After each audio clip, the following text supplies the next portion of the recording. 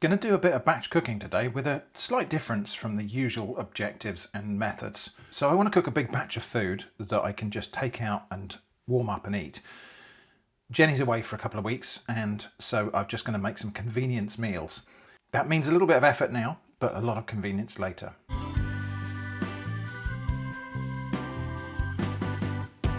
The basis of these meals is going to be this chicken, which was £4.86. This was reduced in Co-op. I mean, say what you like about Co-op's prices, but their reductions are usually quite generous. I'm not going to do individual costings for all of these items, but there is basically about £10 worth of food here, including the reduced chicken. Anyway, I'm going to move that out of the way for the moment because we've got some vegetables and things to chop up first. And then the plan is to roast the chicken in the oven, but then underneath it, cook some vegetable and grain porridge or stew type of thing that will cook in the oven at the same time. And also all of the juices and fats that come out of the chicken will drip down and flavour it. So I have this big roasting tin. This does have a wire rack to fit it, which can be used to suspend things out of the juices that are cooking out of them. But that doesn't go quite high enough up for what I want, because I really want to fill this up and then roast the chicken on top. So actually I'm going to put the rack like that, probably like that. I'm just going to place the rack across the top like that. The chicken will go on there, and then there's plenty of space underneath here for the stuff that's going to cook underneath. And that stuff is 100 grams of green lentils. I put these into soak last night, so that will help them cook a bit quicker. And then I've just now drained them and rinsed them. And in here, I've got 75 grams of spelt. Spelt is a grain a bit like wheat, and 50 grams of pearl barley, which is barley that's been attrition milled to take the husk off of it, and it soaks and swells up and thickens in stews. So that's in there. That has also been soaking overnight. And that's also now just been drained and rinsed. I've got some buckwheat. This won't need any pre-soaking or anything like that, so we'll have a bit of that in there. About 50 grams. Red lentils. Again, won't need soaking. 75 grams. Black pearl rice. This was left over from a video I made a while back. So this ingredient basically just needs using up. So for this one, we'll have about 35 grams of that in there. So that's the grains and pulses. I'm going to put some diced vegetables in there too. Starting with about 500 grams of carrots. I'll peel some of those if they need it, but most of them I'll just scrub and chop. 2.5 sticks of celery. Don't know why there was a half stick of celery in the bag, but there was, so a couple of sticks of celery, a couple of small onions, and a nice big red pepper. So, funny thing, Jenny's away for a couple of weeks visiting her mum. I've only just got back from visiting my mum in Spain for a week, and I was just talking to Jenny about some of the cooking, about the cooking plan for the couple of weeks when she's away, because she's got the car, so I'm on foot only, so that does slightly complicate the shopping. And so I just happened to mention that when Jenny's away for any kind of extended period, I tend to simplify the cooking. I don't mind eating the same thing several days running, and so batch cooking, even if I end up eating the same thing, as long as it's a nice-ish thing, I don't mind that at all. I had always just assumed that Jenny would want a different meal every day, and after 30 plus years of marriage, it was revealed that she doesn't mind doing that either. She does the same when I'm away. And so we've both been operating on the assumption, I mean, usually meals when we're both here, we cook a different thing every day. Sometimes today's meal will incorporate leftovers of the previous days, but we do tend to cook a different thing every day. And I think we both just assumed that that was normal and that was what we would want. But it turns out, after 30 plus years of marriage, that there are still things to discover about each other. And yeah, this week's discovery is that neither of us actually mind cooking a batch of things and then eating it several days in succession. So that's interesting thing. And that's what I'm doing today anyway. I'm just going to cook a big batch of stuff. It's not going to be exactly the same because I'm going to deliberately under-season it when I cook it. And then once it's batched up, the individual portions in the batch can be seasoned differently. I can put some curry powder in, some chili, you know, a bit of sweet and sour. I can do different things with it, with the base recipe. That's the plan anyway. This is also just using up some odds and ends of vegetables that happen to be in the fridge. That's why there's such a lot of carrots in it, because there was a bag of carrots in the fridge that needs using up. So I'm just going to dice those small. Everything's going to go quite small here because I want it to cook into a sort of a, almost like a porridge, but not quite. So like a grain stew. So carrots, pepper, celery and onion. We're going to go in there. I'm actually looking a bit more full than I thought we would at this stage, so I may have to dial back some of the other things I was going to put in here, which was going to be 2 sweet potatoes, some swede and cabbage. I think we'll just go for 1 sweet potato and swede and cabbage. Back in a moment when those are diced up. So swede, sweet potato, cabbage, lots of lovely veg in there, but of course now we need some flavourings and we need some liquid. So dried mixed herbs, a heaped teaspoonful. Garlic granules, a heaped teaspoonful. Sweet paprika, a heaped teaspoonful. And some of this stock powder. Can you guess how much? 2 heaped teaspoonsful. Now I would normally use homemade stock made from chicken bones, but I haven't got any to hand, and the bones I need to make my next batch of stock are inside this chicken. Right, we need some liquid, and I'm going to boil the kettle for that. Put boiling water on there so that this doesn't take as long to warm up in the oven.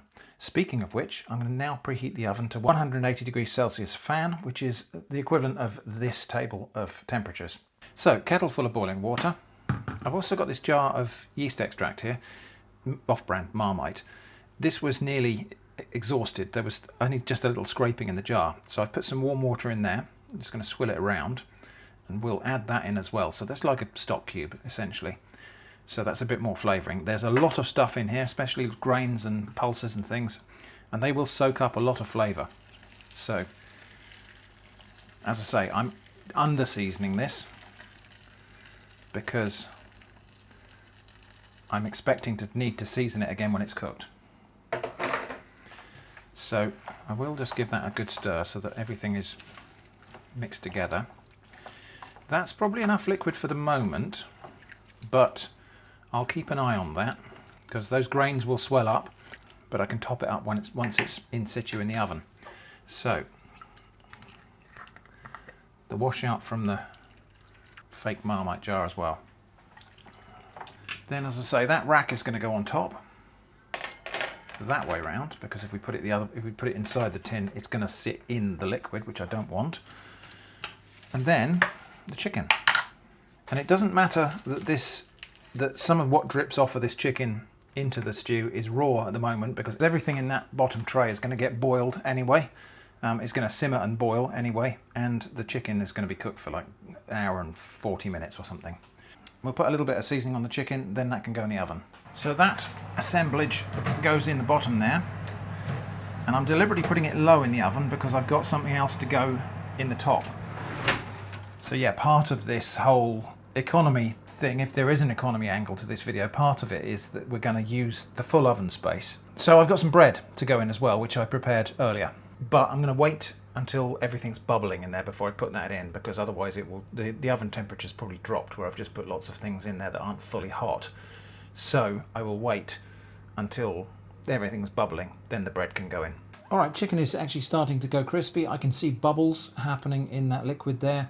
Time for my bread to go in. This is not part of the costing for the £10 for the other stuff that's in there. I don't actually know how much I spent on this. I haven't calculated it. That oven's now going to be completely full of steam from that chicken and from the stew stuff that's in there. That will make this bread hopefully go nice and crispy. So, straight in at the top there. Those will need to stay in there for about 35 minutes. Okay, time is up on that bread. Again, a big burst of steam came out then. Let's have a look. Oops. That looks pretty good. The chicken's looking nice and brown, but I think it's got at least another half hour to go before it's actually fully cooked. But I think we'll have everything out here and we'll just check it. We'll see if we need to add any more liquid to this stuff underneath. Just going to tip the juices out of that chicken. Let that drain into the tray below. Let's have a look and see what's going on here then. Now you'll notice I didn't brown any of the vegetables. I didn't fry them or anything like that before adding them in. I didn't caramelize the onions or anything. This will get a certain amount of caramelization just from on the top surface there, just from the fact that it's in a very hot oven. I don't think that needs any more liquid. Chicken back on top. That chicken's actually looking like it won't need very much more cooking. I'm just going to probe it, because I expected this to take about another hour. So I'm just going to probe it in the thickest part of the breast. Oh no, it's not. Yeah, it's not there yet, but it won't be that long. That lot goes back in the cooker.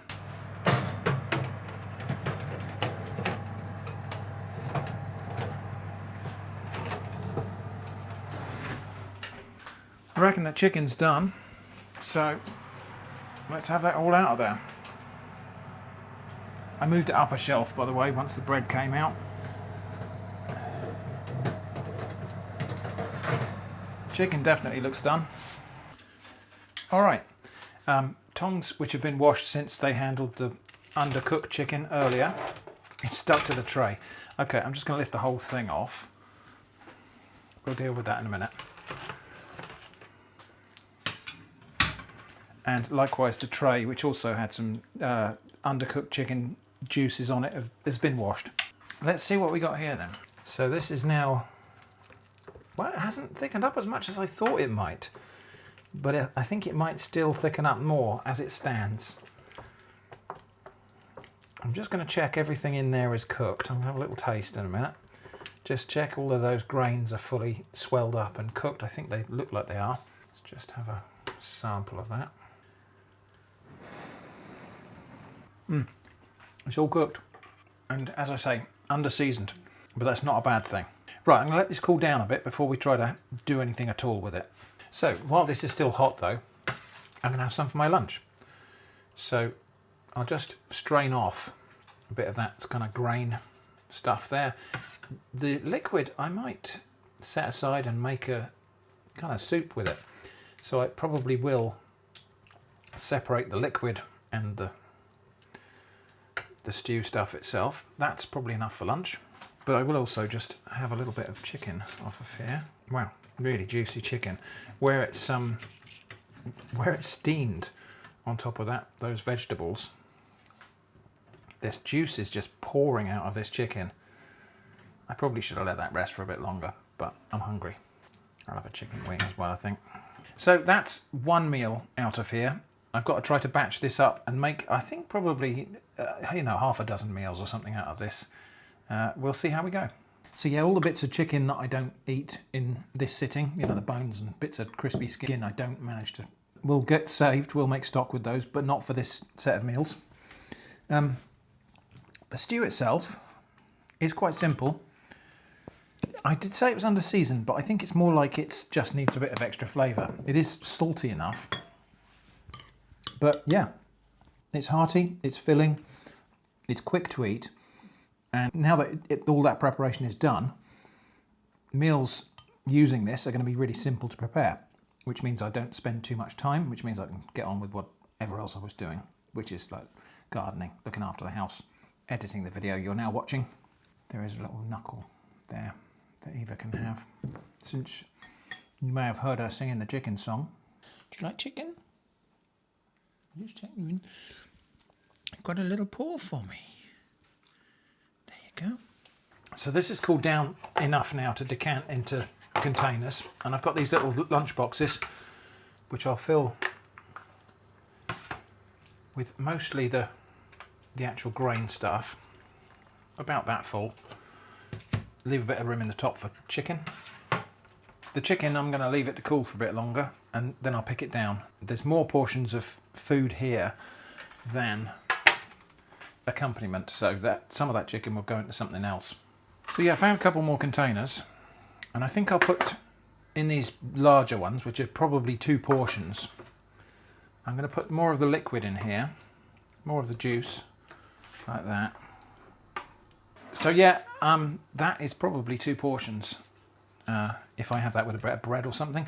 But these two, I mean, I could do this later, but just to demonstrate that we haven't got to have exactly the same thing over and over here. These two, for example, I can put a teaspoonful of curry powder in there, stir that in, and we've got something that's going in the direction of a dal. And that's actually rather nice. Right, and then now I'm just going to pick this chicken down. Meat goes in there, everything that's not meat goes in there.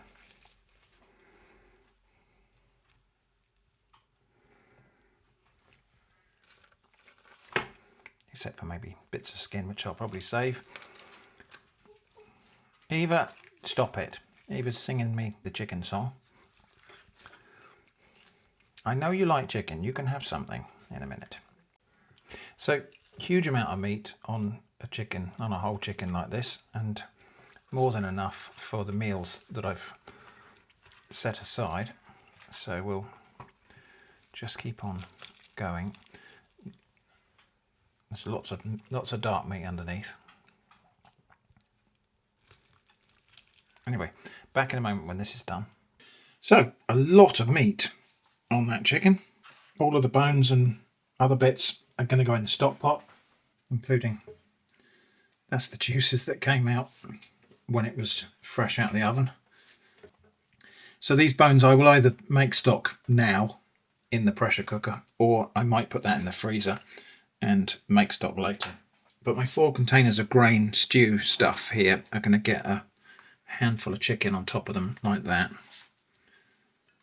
And those can either go in the freezer like that, or just in the fridge actually. Like I say, if I am eating the same-ish meal over the next few days, then it can just go in the fridge, and that'll keep for a few days in the fridge once it's chilled down. Loads of chicken left over. And I've got my... Yeah, I know about you. Loads of chicken left over. And I've got my bread rolls as well, so I can have a chicken sandwich or something this evening. So yeah, lots of food from one session of cooking. So 2 of those are going to go in the fridge, but 2 of them I will freeze. So what I'll do with the ones I'm going to freeze, I'm just going to put that chicken into the stew, just so that it's protected from freezer burn. Another batch cookery thing I like to do when Jenny's away is to make kind of pizzas. So we're going to start with 600 grams of flour, and I'm going to use a mixture of this 6-seed flour, just because it makes the crust a bit more interesting. So we'll have 300 grams of that. This is a bread flour, so this is quite strong. So 300 grams or thereabouts of that. And then ordinary plain flour. This is not bread flour, this is just plain flour, all-purpose flour in some terminologies. And we're going to have 300 grams of that. So the reason for using plain flour rather than bread flour is too much strong flour in a pizza crust can make the crust a bit tough. This will make the crust a little bit more crumbly, a bit softer, pull apart easier. And I like that. We'll have about 5 grams of salt, about probably 15 grams of olive oil. Now you notice I'm not bothering to measure those very precisely. I can eyeball those quite easily. And then I've got 360 ml of lukewarm water here, and my yeast is going to go into there. So this is my fresh yeast that I brought back from Spain, but you could use just a little sachet of dry yeast and follow the instructions on that. The instructions on the fresh yeast just say to disperse it into the flour, but I find it easier to do that in the liquid component. It is sometimes therapeutic to knead dough manually, but today I'm just looking to save a bit of time. So my wet goes in dry. Just give it a little poke just to get the wet all the way down to the bottom, and then in with the dough hooks.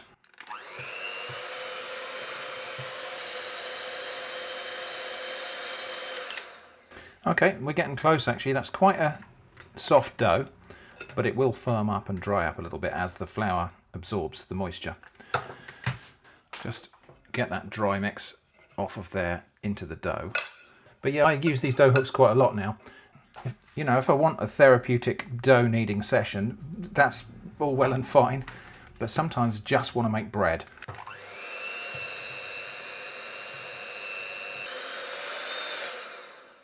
And one of the things I really like about this is you can see it's kneading the dough for me. You can see it's pushing the dough down into the middle and it kind of circulates back up around the edge. Have a watch.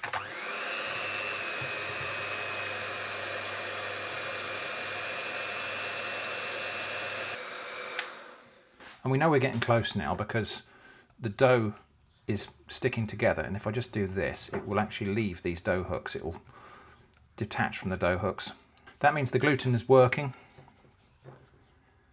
and that's as much kneading as that requires for now.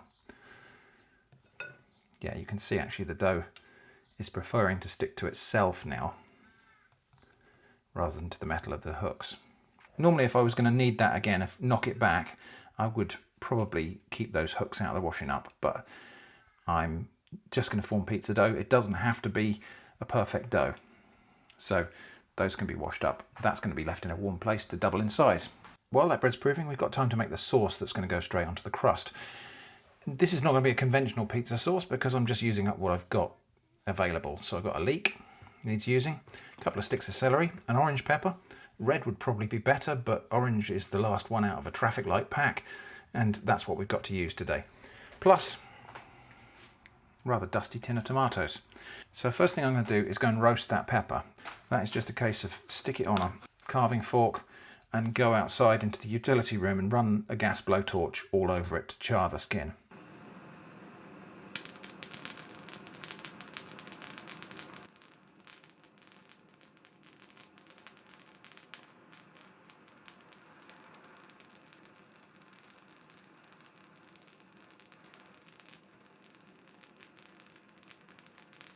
Okay, so that's charred all over now, and then just close that in a plastic bag to let the steam loosen the skin. Every time I do this, people ask, why did you do it that way and not some other way? Short answer, because I did it this way. Slightly longer answer, I have tried most of the other ways, and this is the one I like. Just going to go and wash the dirt out of this leek, and we'll do that by slicing lengthways like that, and then I can just open that out under the tap and rinse out the dirt, which is always around about here where that green bit turns into white. Right, there we go. And then I'll slice it again lengthways and then chop it up.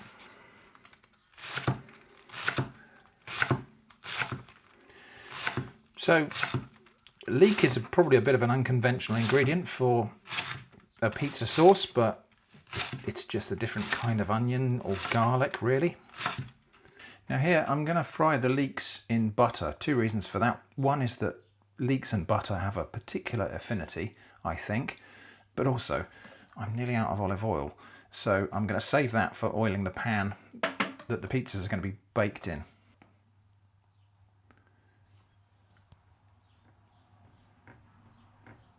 And we don't require this pan to be sizzling hot before the leeks go in, so those can just go straight in there like that now, while I prepare the other vegetables. Celery is just going to be diced. And celery again might seem like an unconventional choice for a pizza sauce, but it is just big parsley. Okay, now this roasted pepper, and we're going to find that this skin, this charred skin, just easily scrapes off now that it's had a chance to steam in that plastic bag. And we're going to discard most of this charred skin. Some of it, little bits of it will stay on there, and that will give us a nice smoky flavour, but most of this has got to go. The skin on peppers can be a bit bitter, and so all we're actually doing here is removing that bitter skin. It will be a bit more bitter now it's been charred as well, but we're removing most of it. And underneath we've got we've got sort of partly cooked pepper, which will be juicy and sweet, but it will retain some of the smoky flavour from this charring process. So this is not just a way to peel them, this is a way to prepare peppers and end up with some additional flavour. That's it. So what we've got left, just a sweet, smoky, partly cooked pepper. I'll lose that bit. And you can see how that's not crisp anymore. That's not raw, but it's also not cooked completely to a pulp. And that can also go and join the other vegetables in the pan.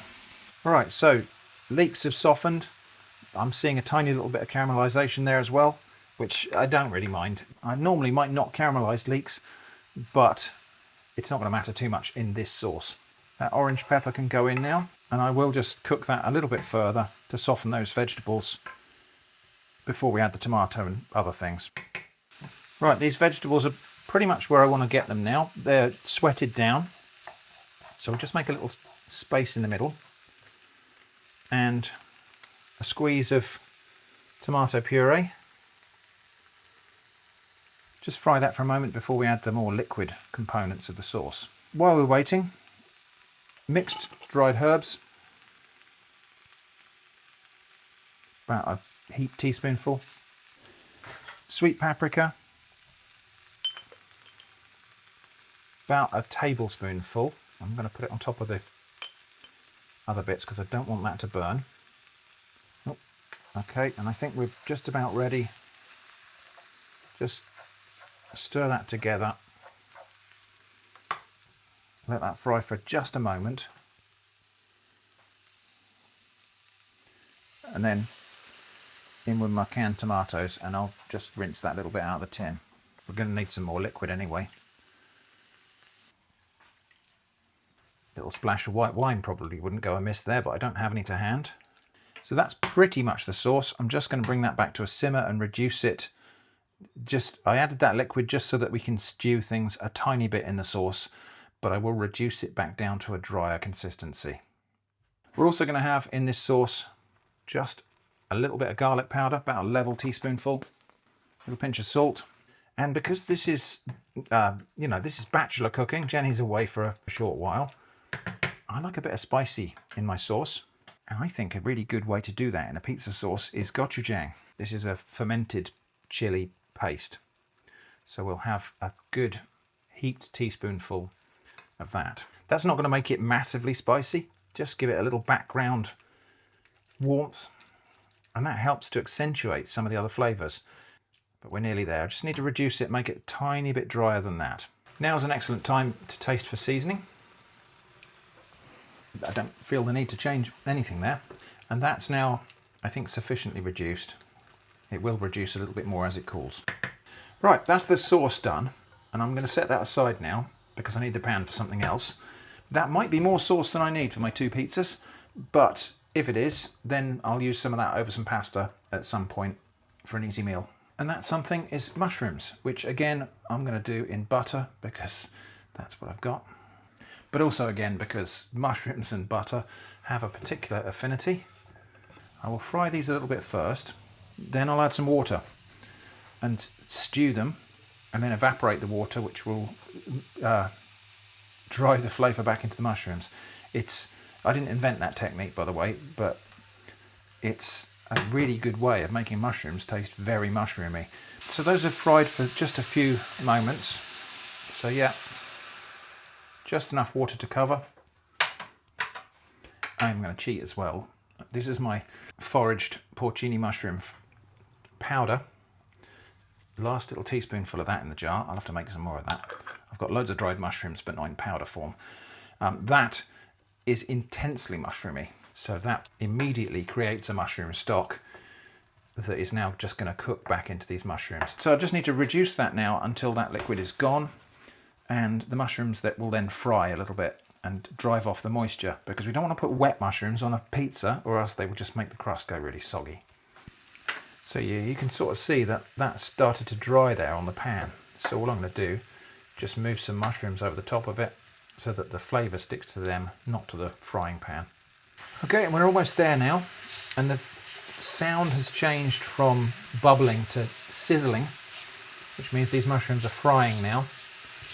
But yeah, like I say, I'm just going to move them around so that they pick up as much as much of that reduced mushroom stock as possible. Okay, heat can go off there now. Those will continue to fry as the pan cools down, which means it's time for bread. So all of that other prep has taken about an hour, in which time the bread dough has doubled in size. Before we deal with that though, these are the 2 trays I'm going to cook the pizza in. So we'll just get a bit of olive oil in those. Wring the last few drops out of the bottle. Just get the trays prepped. Now that all that yeast is lively and active, the processes in there will happen at an accelerated rate. So we get both of these trays oiled up. And we'll get this dough out onto a well-floured surface. It's still a really soft dough, but that's going to be fine. And you can see how the gluten has worked there. It's really stretchy. Even though I only used plain flour, or half plain flour, the other half was bread flour, there's more than enough gluten in plain flour to make a bread dough. It may not succeed for other reasons. It doesn't necessarily keep as well, doesn't necessarily make quite such fluffy bread as a higher gluten flour would, but there's not a lot in it. Oh, Eva. There's no one there. All right, divide that in half. Go and settle down. I could just press this out with my hands, but I think we'll just give it a little start with a rolling pin. Just get it to approximately the right proportions for that tin. It will for a while not look like it's going to be big enough, but this should be plenty of dough for a nice pizza crust in that tin. We can see all the seeds in there now. Of course, you don't have to use a seeded dough like this one. I just happen to like it. And I care more about what I like than authenticity. So we'll just get that back out the way.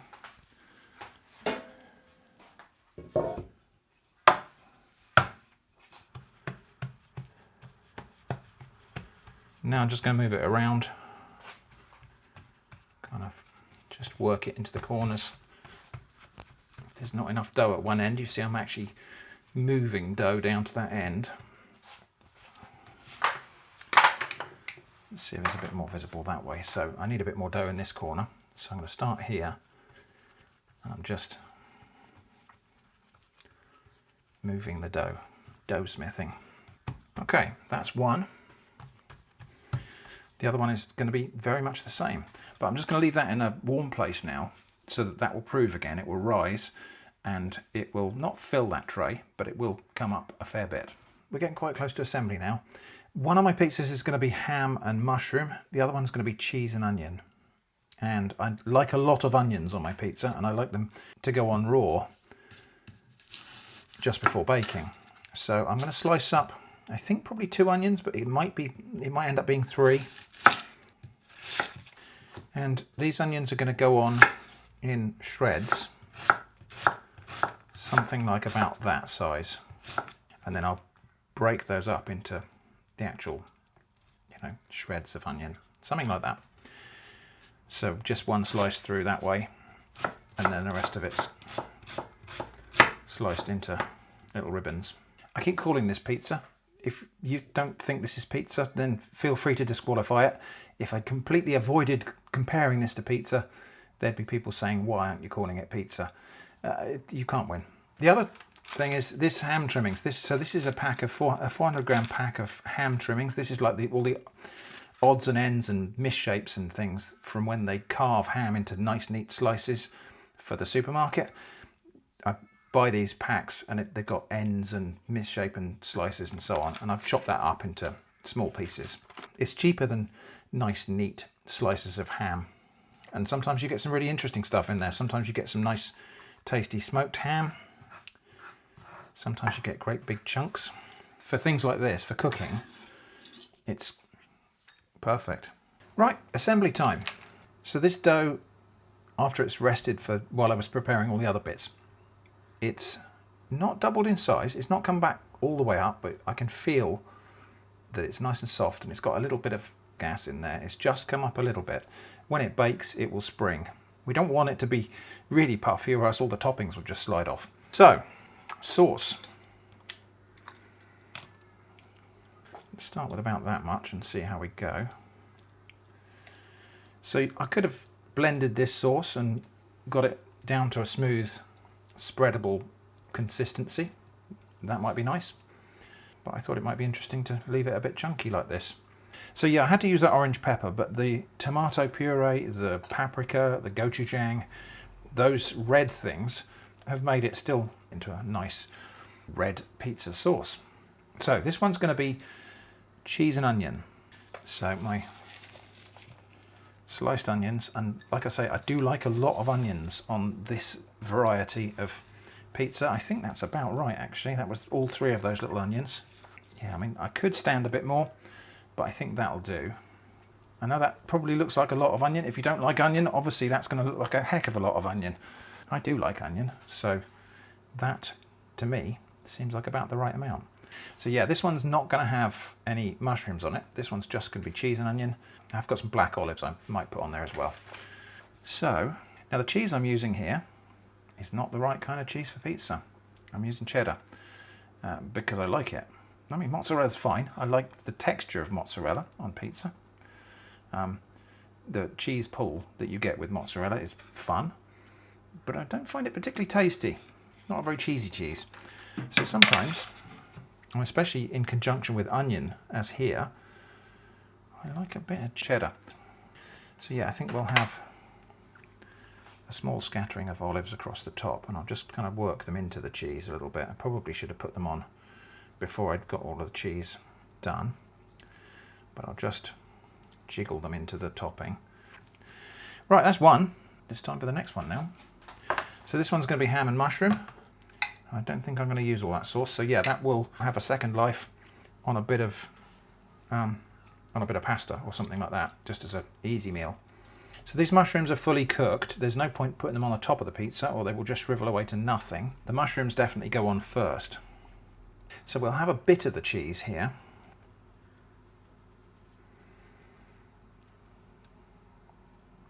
Something like that.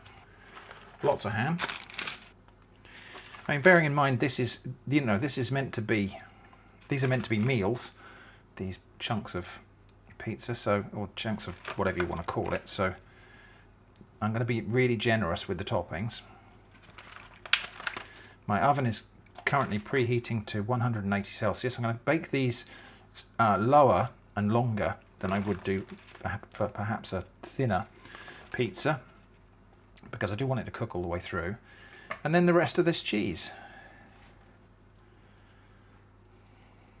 And as soon as my oven's up to temperature, those are going to go in. They'll probably take about 40 minutes to bake, maybe a bit longer. Now, if I had 3 shelves in the oven, I'd have probably done 3 pizzas. But as it is, I've got 2. They'll probably need 40 minutes, but we'll check after 30. We're only a few moments into cooking, and I can see that the crust has risen up at the edges there.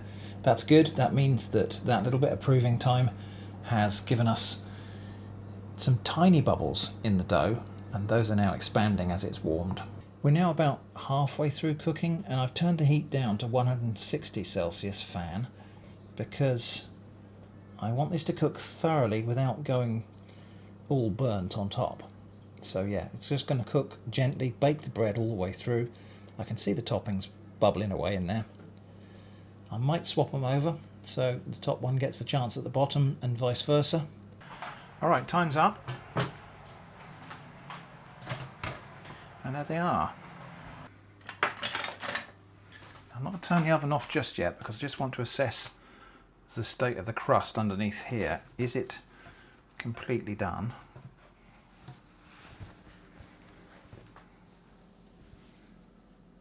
Yeah, that looks good. I'll just check with the other one as well. I don't want a soggy, underdone crust underneath. Yeah, pretty happy with those. So I'm going to turn the oven off. They could stand a bit more crisping up on top, but I'm going to cut these up and they will be reheated, a lot of them, so that will brown them some more. So it's probably best to stop at this stage. Now here's the thing, if you don't like these toppings on pizza, or if you don't approve of cheddar or the chunky tomato sauce or whatever, then I'm really happy for you, because that means you presumably know what you like. This is what I like, and I do think it's more important to have what you like rather than what you think you should have, or rather what somebody else says you should have. I think these can come out onto the racks.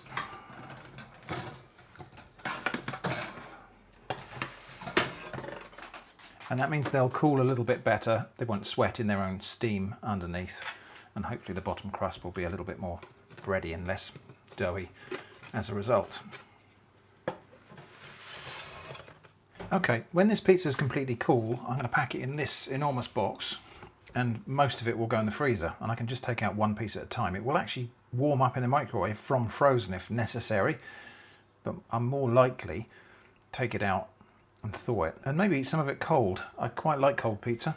So I'm just thinking about what size to cut the pieces.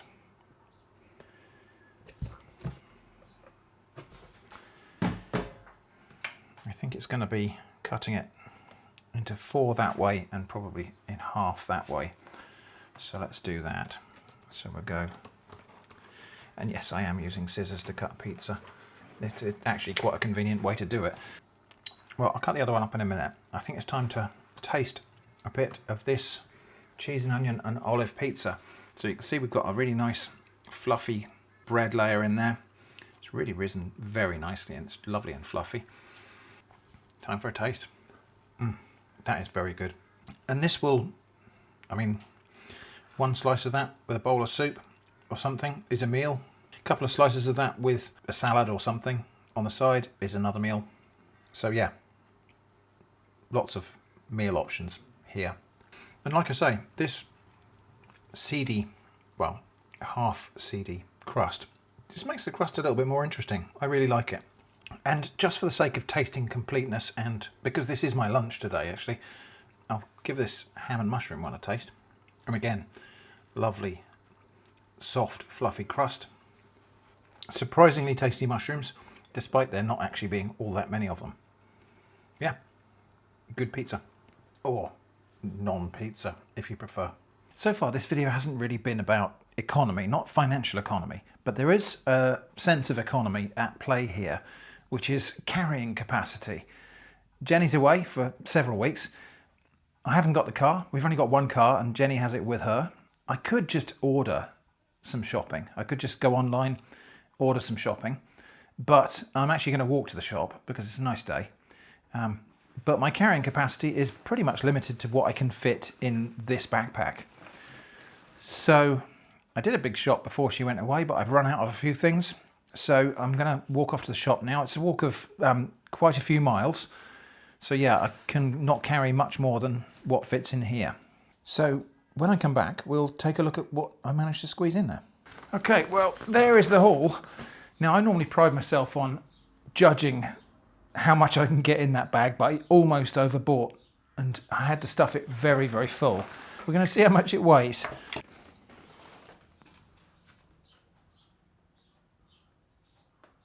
Well, according to that, only 10 kilos, but when it's on your back, it feels a bit more.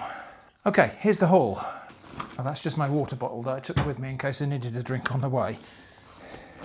So, olive oil, because I've run out. Soft cheese with herbs. Instant coffee. Salted butter, because I've run out of that as well. Broccoli. Orange juice. Treats for Eva.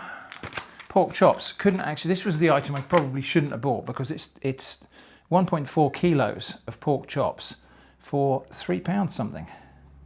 £3.99. Reduced. I just couldn't leave that on the shelf. Mushrooms. And that's everything from that compartment. Noodles. Cheese, because I've run out, well, I haven't quite run out of cheese, but I used a lot of cheese in that pizza. Onions, likewise. A little treat for me for later. Chocolate-coated custard creams. And that's it for that compartment. And then finally, more noodles. stock cubes because I've run out of those. Filter coffee.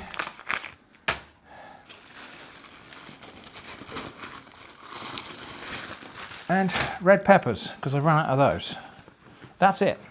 That's what I've just carried back from the shop on my back. That was quite a slog actually. It's about 7 miles round trip. I shouldn't have bought so much, but I just, yeah, the pork chops were too good a bargain. The year before last, I think it was, I had to do this once a week. Jenny was away attending to a family emergency, and I could order shopping in, but occasionally I just run out of something. It's not worth doing another whole full delivery shop. So I would go down to the nearest town to get some shopping. It's not worth getting a taxi there because that would be very costly. Bus service from here is atrocious. So I would just slog it on foot. Now, and during that time, I decided it was easier for me to make my own bread than it was to buy bread, because bread is bulky to carry. And so I'd go and buy a bag of flour, and I kept the sourdough going actually. And I made my own bread for 6-7 weeks while Jenny was away and I didn't have a car.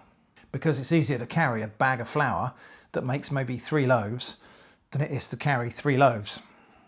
Anyway, that's that bit. So that additional sauce, I cooked some mushrooms and I've just added that in and now warming it through.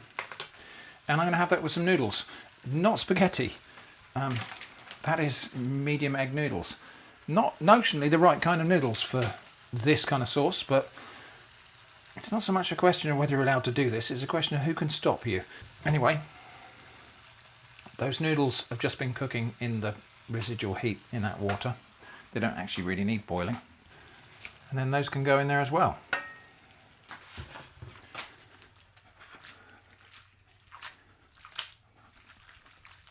And I'll just give it all a little bit of a simmer together, just so the noodles can finish cooking and absorb a little bit of that sauce. Okay, and there is that. Perhaps not the most elegant plating. And on a tomato pasta sauce like this, I do like a bit of nutmeg. And black pepper. And some grated hard cheese. This is Grana Padano.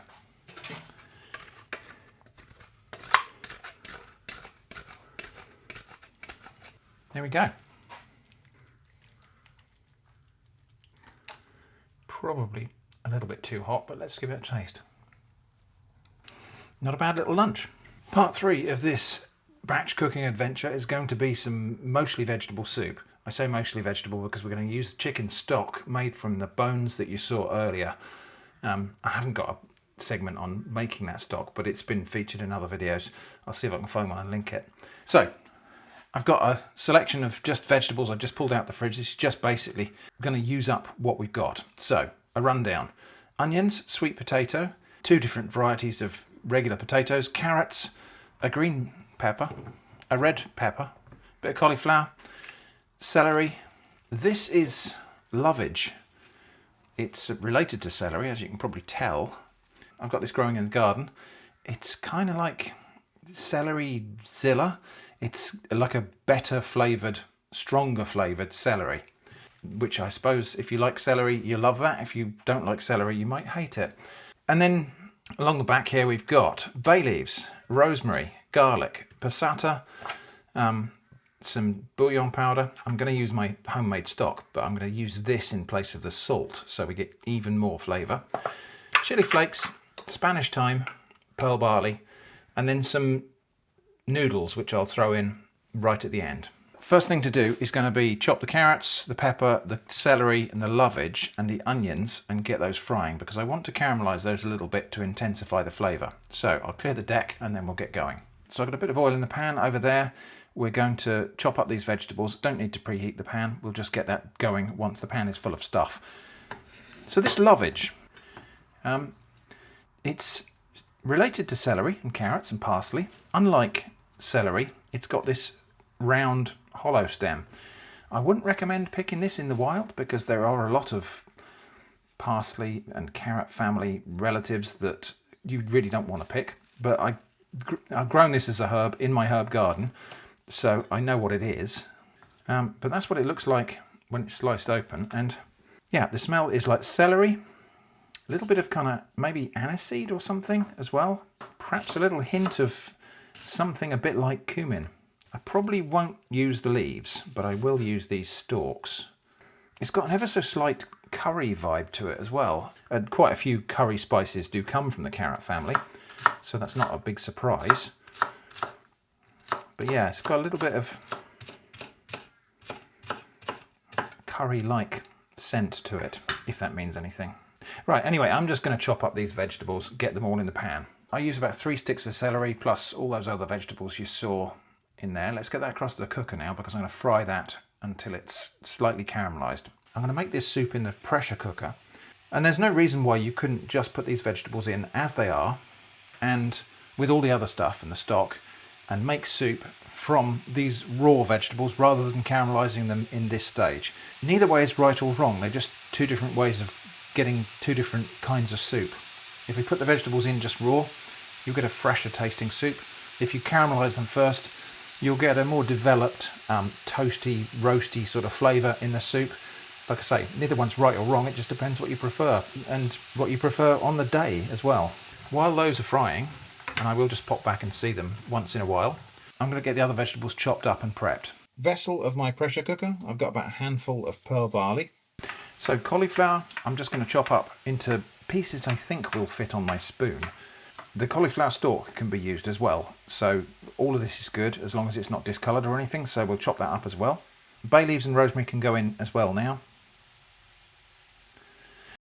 Yeah, and then potatoes, if they need peeling, I'll peel them. The sweet potato I probably will peel.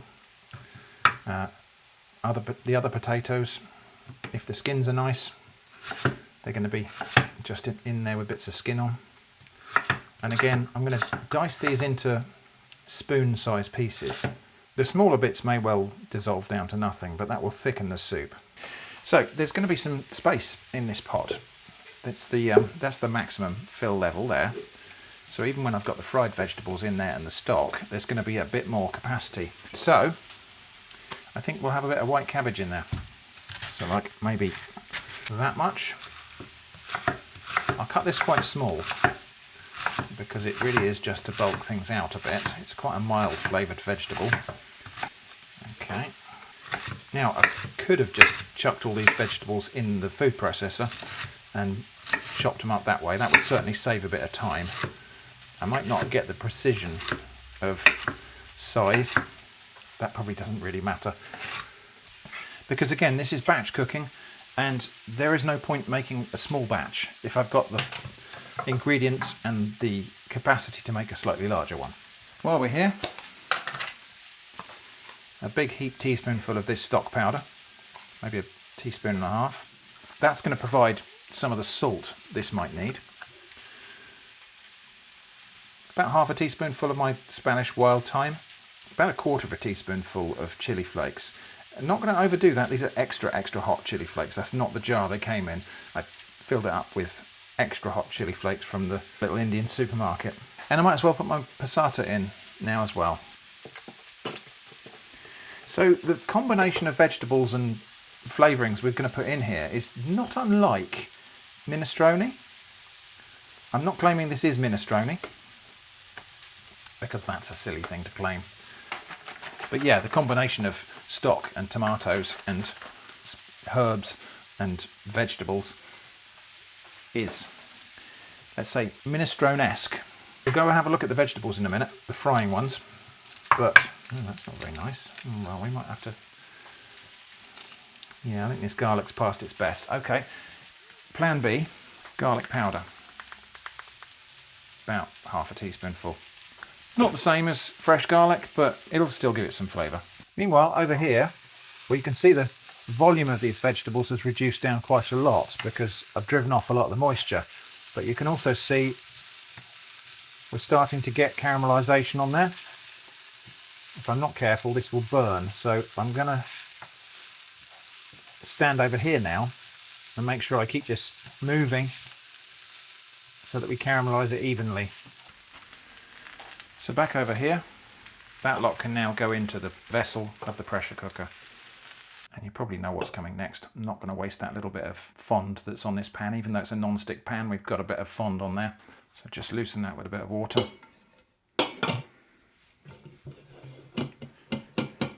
Might as well have that, its flavour. And now my stock. And so this stock is literally all I did was put the chicken bones in here, cover it with water, put it on the stock program on my pressure cooker, cooks for half an hour, and it makes this lovely jellified chicken stock. And one chicken carcass makes easily like about 1.5 litres of stock. I'm not even bothering to separate the fat off the top of that. Actually, I think we're going to put that all in there. The chicken fat will just be a nice flavour addition in the soup. Right, let's see where we're at. So we're still a couple of centimetres underneath the max line. I think that's good. I won't push it any further than that. You know, we could put some beans or something in there, but I think that'll be fine. So that now goes into my pressure cooker, and we'll put it on the, there is a soup setting, which only takes half an hour once it's up to pressure. A little bit of black pepper in there.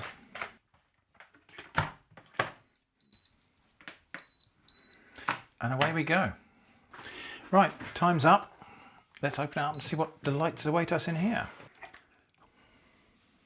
Well, there we go. Vegetable soup. I might as well pull the bay leaves out since they've done their job now. One more in there somewhere. There it is. Okay. Really happy with how that looks, by the way. But we'll have a taste. Needs a bit more salt. I was kind of expecting that anyway. I always tend to under-season because you can't take salt out, but you can always add a bit more. And I think we will have just more of this stock powder for the seasoning, because it's not just adding salt, it's adding more of the kind of savoury flavours as well. Much better. And I need to put those noodles in. So you're not absolutely sure it really needs these noodles, but we'll put some in anyway. These are just really thin pasta, egg pasta.